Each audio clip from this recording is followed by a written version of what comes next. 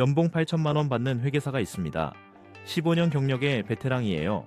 그런데 이 사람이 연봉 2,500만 원 받는 식당 주방 보조보다 AI에 먼저 일자리를 뺏길 가능성이 높다고 하면 믿으시겠어요? 2026년 1월 아마존이 16,000명을 추가 해고했습니다.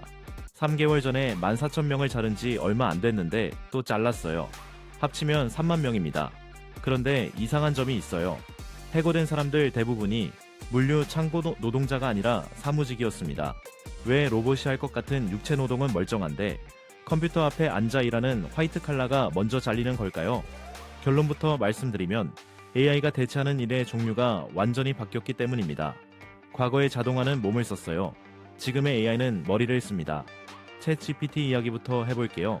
2012년 11월에 처음 나왔을 때 사람들 반응이 어땠는지 기억나시나요? 신기하다. 글 잘 쓰네. 하지만 틀리는 것도 많네.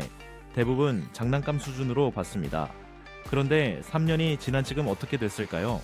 미국의 한 연구에 따르면 고소득자의 업무 중 절반을 AI가 수행할 수 있는 수준이 됐어요. 회계사가 하는 일, 변호사가 하는 일, 금융분석가가 하는 일, 이런 것들이요. 이 지점이 핵심입니다. 과거 산업혁명 때를 떠올려 보세요. 기계가 대체한 건 뭐였죠? 방직공, 광부, 조립라인 노동자, 몸으로 하는 일, 반복적인 일이었어요. 그래서 사람들은 학력을 높이면 안전하다고 생각했습니다. 대학 가고 전문직이 되면 기계한테 일자리 안 뺏긴다고 믿었죠. 실제로 그랬고요. 그런데 생성형 AI가 등장하면서 판이 완전히 뒤집어졌어요. AI가 잘하는 게 뭔지 아세요? 패턴 인식, 데이터 분석, 보고서 작성, 코드 짜기, 전부 머리로 하는 일입니다. 쉽게 말해서 대학 나와야 할 수 있던 일들이에요. 와튼 스쿨에서 나온 연구 결과를 보면 소름이 돋습니다. AI에 가장 많이 노출된 직업군이 소득 상위 20%에서 40% 구간이에요. 프로그래머, 엔지니어, 금융 전문가, 바로 중산층의 핵심 일자리들입니다. 반면 소득 하위 20%, 그러니까 청소부, 요리사, 간병인 같은 육체 노동은 AI 노출도가 가장 낮아요. 왜냐고요? 간단합니다. AI는 몸이 없거든요. 화장실 청소하는 로봇, 국 끓이는 로봇, 할머니 목욕시키는 로봇, 아직 멀었어요. 하지만 보고서 쓰는 건 지금 당장 할 수 있습니다. 한국은행도 비슷한 분석을 내놨어요. 국내 일자리 중 AI 대체 가능성이 높은 직업을 뽑아봤더니 341만 개가 나왔습니다. 전체 일자리의 12%예요. 놀라운 건 그 목록에 어떤 직업이 있냐는 겁니다. 의사, 회계사, 변호사, 자산운용가, 전부 고소득 전문직이에요. 부모님들이 자식 공부시켜서 되라고 하던 바로 그 직업들입니다. 첫째, 자동화의 타겟이 바뀌었습니다. 과거에는 반복적이고 규칙적인 업무가 자동화됐어요. 공장 라인에서 같은 동작을 반복하는 일, 은행에서 숫자를 입력하는 일, 이런 것들이요. 그래서 비반복적 인지 업무는 안전하다고 여겨졌습니다. 판단이 필요하고 창의성이 필요하고 전문 지식이 필요한 일, 이건 기계가 못한다고 생각했죠. 그런데 생성형 AI가 바로 이 영역을 파고들었어요. 실제 사례를 볼까요? 2025년에 AI를 해고 사유로 명시한 미국 기업의 감원 규모가 5만 5천 건을 넘었습니다. 그중 상당수가 사무직이에요. 아마존 CEO 앤디 제시는 공개적으로 말했어요. 생성형 AI가 시간이 지나면서 우리 사무직 인력 규모를 줄일 것으로 예상합니다. 회사 대표가 직접 한 말이에요.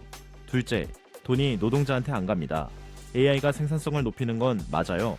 기업 매출도 올라갑니다. 그런데 이 돈이 어디로 가는지가 문제예요. 미국의 노동소득 분배율이라는 게 있어요.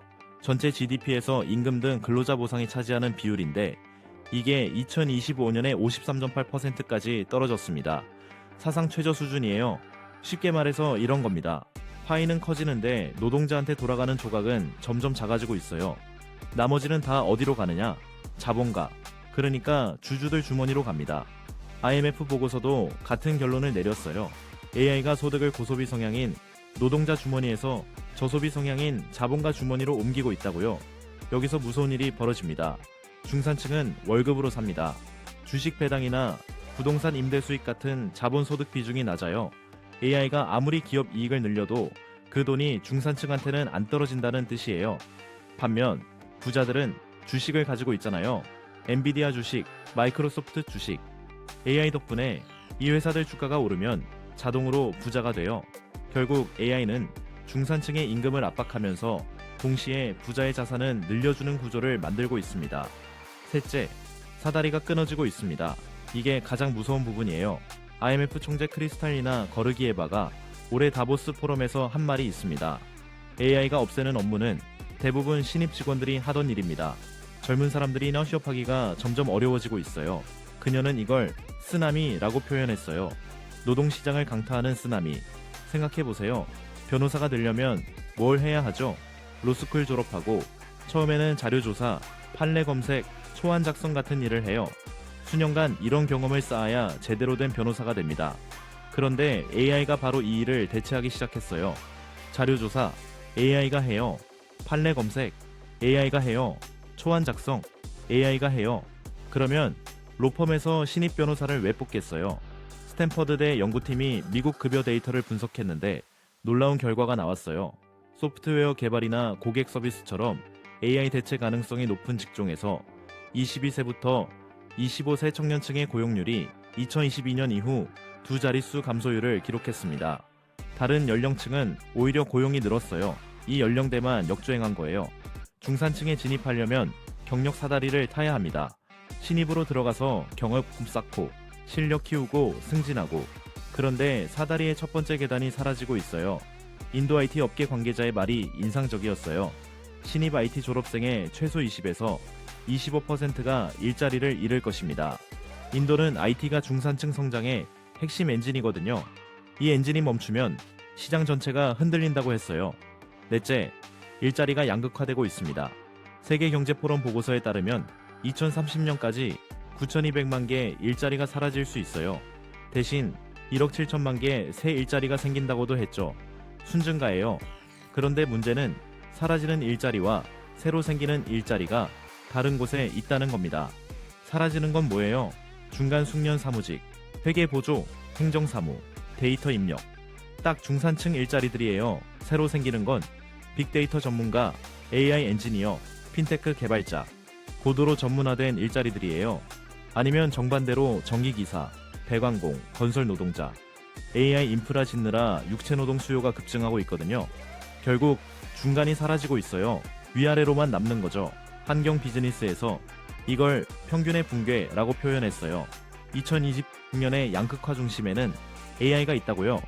구글 전 CEO 모 가우닷은 더 직설적으로 말했습니다. 2027년까지 AI에 의해 중산층이 붕괴할 것이다. 다섯째, 모두가 AI의 혜택을 누리는 게 아닙니다. AI를 잘 쓰면 생산성이 올라가요. 실제로 AI를 활용하는 직종의 임금 상승률이 다른 직종의 3배라는 연구도 있어요. 그런데 누가 AI를 잘 쓸 수 있을까요? 젊고 고학력인 사람들이에요. 새로운 기술 배우는데 익숙하고 영어로 된 AI 도구 쓰는데 거부감이 없고 회사에서 교육도 받아요. 그럼 50대 직장인은, 디지털 기술 적응이 어려운 계층은, 교육 기회조차 받지 못하는 사람들은 OECD가 한국을 지적한 적 있어요. AI 도입에는 적극적이지만 중소기업과 저숙련 노동자에 대한 재훈련 지원은 부족하다고요. 결국 AI를 잘 쓰는 사람은 더 잘 살고 못 쓰는 사람은 도태되는 구조가 만들어지고 있어요. 이건 개인의 능력 문제가 아니라 시스템의 문제예요. 그렇다면 앞으로 어떻게 될까요? 솔직히 말씀드리면 변화 속도가 너무 빠릅니다. 2025년에 AI 관련 해고가 5만 5천 건이었어요. 2026년에는 더 늘어날 거예요. 아마존만 해도 3개월 만에 3만 명을 잘랐잖아요. IMF 총재의 말처럼 규제나 정책이 기술 발전 속도를 못 따라가고 있습니다. 그녀의 표현을 빌리면 가드레일이 없어요. 그래도 희망이 있습니다. 첫째, 새로운 일자리가 분명히 생기고 있어요. AI 관련 직종은 폭발적으로 성장하고 있고 데이터 센터 건설로 전기기사나 건설 노동자 수요도 급증하고 있어요. 엔비디아 CEO는 숙련 기술직 부족이 심각하다고 했을 정도예요. 둘째, 재교육 프로그램이 확대되고 있어요. 전 세계적으로 1억 2천만 명의 노동자가 향후 3년 내 AI 관련 재훈련을 받을 것으로 예상됩니다. 셋째, AI가 사람을 완전히 대체하기보다 보완하는 경우도 많아요. 맥킨지에 따르면 전 세계 업무의 절반을 자동화하려면 최소 20년이 걸린다고 해요. 문제는 그 20년 동안 누가 혜택을 보고 누가 피해를 보느냐입니다. 확실한 건 하나예요. 가만히 있으면 중간에서 쓸려 나갑니다. 오늘 핵심을 정리하면 이렇습니다. AI가 중산층을 위협하는 진짜 이유 3가지입니다. 자동화 타겟이 육체 노동에서 지식 노동으로 바뀌었고 생산성 향상의 과실이 노동자가 아닌 자본가에게 집중되고 청년들이 중산층에 진입할 사다리가 끊어지고 있습니다. 그런데 오늘 다루지 못한 이야기가 있습니다. AI 시대에 살아남는 직업과 사라지는 직업, 그 경계선이 어딘지 궁금하지 않으세요? 같은 사무직인데 어떤 사람은 AI 덕분에 연봉이 오르고 어떤 사람은 해고당합니다. 그 차이가 뭘까요? 다음 영상에서 AI 시대 생존 직업 지도를 공개하겠습니다. 여러분은 AI가 본인 일자리에 영향을 줄 거라고 생각하시나요? 이미 영향을 받고 계시다면 어떤 변화가 있었는지 댓글로 알려주세요. 구독과 좋아요 눌러주시면 다음 영상에서 더 깊은 분석으로 찾아뵙겠습니다.